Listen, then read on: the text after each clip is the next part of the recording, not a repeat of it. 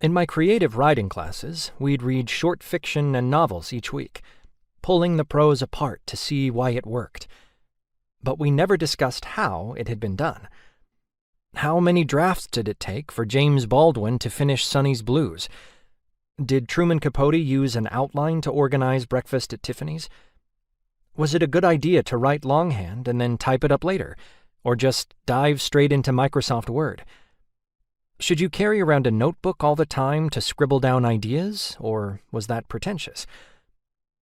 After breathlessly discussing the perfection of many masterworks, we'd eventually turn to our own shambolic attempts at writing fiction. Silently, we'd sit there and be workshopped. For anyone who's never had the pleasure, back then this meant that our instructor and peers talked at us, pointing out every character inconsistency, plot hole, awkward phrase, and lamentable word choice. After a lot of laughing and eye-rolling and insincere complaints, my pages would be returned to me, bathed in red ink, inevitably revealed to be a hopeless mess. We hoped to emerge with thicker skins, the creative light inside us not wholly snuffed out, but this was a constant struggle. There was praise in our workshops too, but I noticed that a writer's successes were nearly always described as having been achieved effortlessly, because of something innate in them.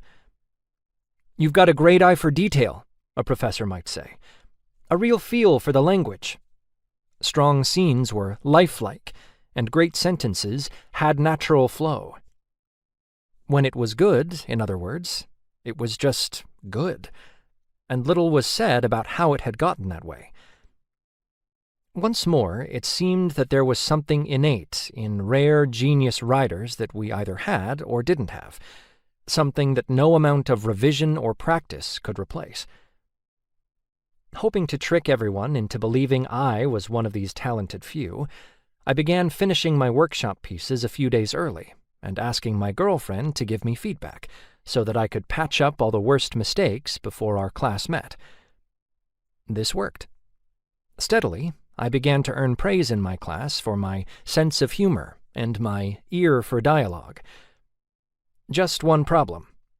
I felt like I was cheating. No one knew I'd had to work so hard to get the humor and the dialogue right. If anyone ever saw my first drafts, I feared, they'd realize I was still a talentless hack.